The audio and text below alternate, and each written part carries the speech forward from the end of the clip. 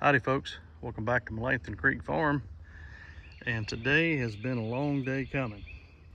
We are in a different area other than the garden, and we are increasing our edible acreage. This is something we've been wanting to do since last year, and we've got our first two crops that will be going into the ground today. Let me take you up here and show you what we got. These are our elderberries, and they've been with us probably for a good 6 weeks or more, probably 2 months more like it. We picked a couple of these up when we went and got one of our seed starting racks off a marketplace, and wasn't planning on getting these. Happened to see them sitting off to the side and asked if they were for sale.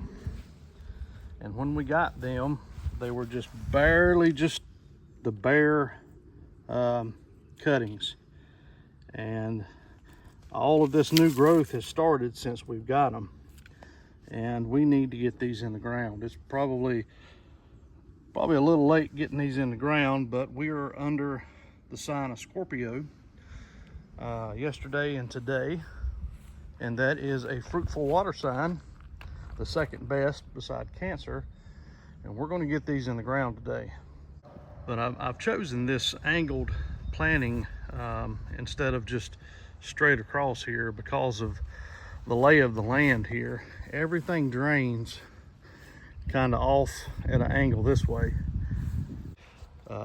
We're going to plant one row, and it'll be just these two. We're planting them about 6 feet apart, and it's about 6 feet from the driveway here and 6 feet over to the tree. And that tree is another reason we chose elderberries. If you've seen any of our past videos from last year, you know we have a ton of walnut trees down both sides of our land. And walnuts are very notorious for what you can plant and what you can't plant around them.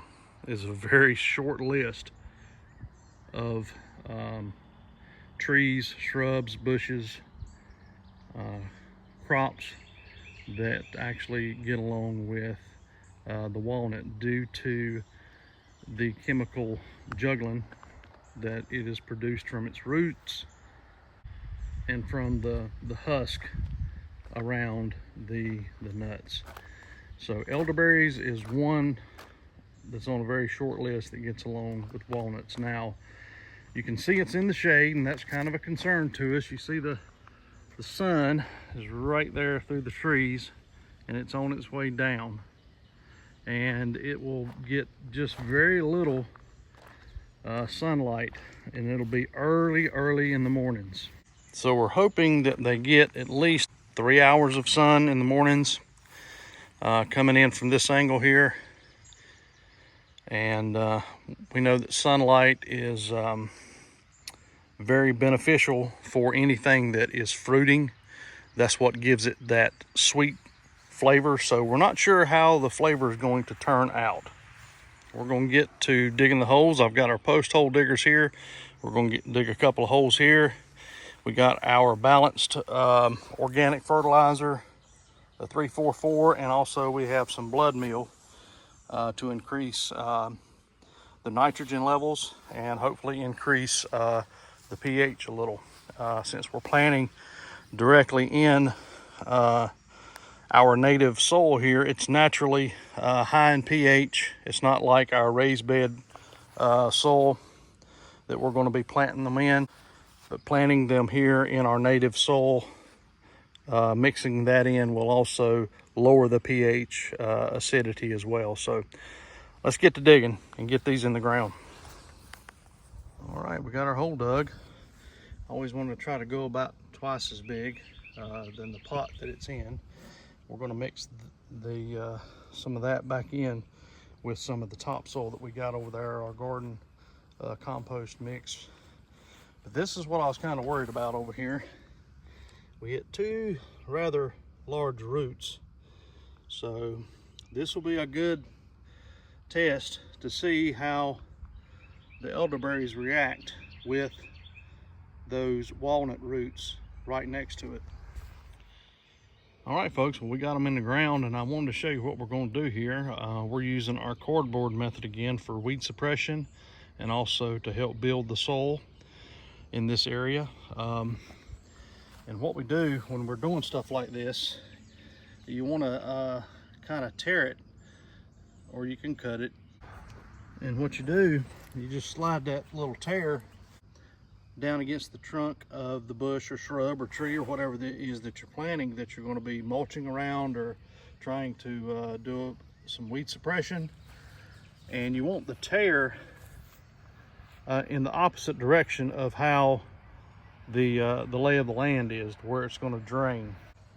Not that it would push this out, but if it comes a real hard downpour, it could push the cardboard, you know, out if you have it spun around the other way. So that's why we do it this way. And then we've got our mulch here that we're going to go back over and mulch these with. All right, so when you're mulching around your fruit trees or shrubs or berries, you don't want to get the mulch all the way up against the base of the tree and actually kill it. So try not to get your mulch all the way up around the base. Kind of leave a little bit of a funnel there, and that'll help also with how the water drains off down into it as well. So we're just going to dress this up a little bit with our hands, and this method here is not mine. First time I seen it was on Permapastures Farm. They're located up in western North Carolina. We've been following them for years. We love their philosophy and what they teach there on that channel. Very beneficial information. I would encourage you to go check them out. And one other thing that they do is they do a lot of companion planting. They do food forests and things like that. And that's the plan that we have for this area right here. It doesn't get a whole lot of sun. You can see some of the evening sun starting to creep through the trees there. But we're going to be going in with companion plants around this elderberries. And then we're going to go down probably about 8 to 10 feet, just giving it plenty of room. And probably somewhere along this tree here, we're going to do another row. And we're going to come up. Like I said, wasn't planning on buying those elderberries, but we would like to get some more planted here.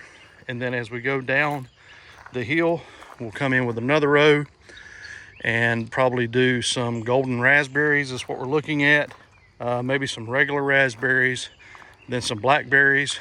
And stay tuned for more videos as we start planting our, I guess we'll call this the berry hill.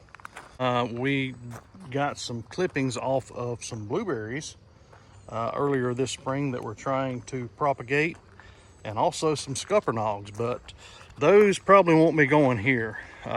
They'll probably go on the other side over there along that tree line. So stick with us, folks, as we are starting to expand our edible acreage here at Melanchthon Creek Farm. I appreciate you joining us. Y'all take care.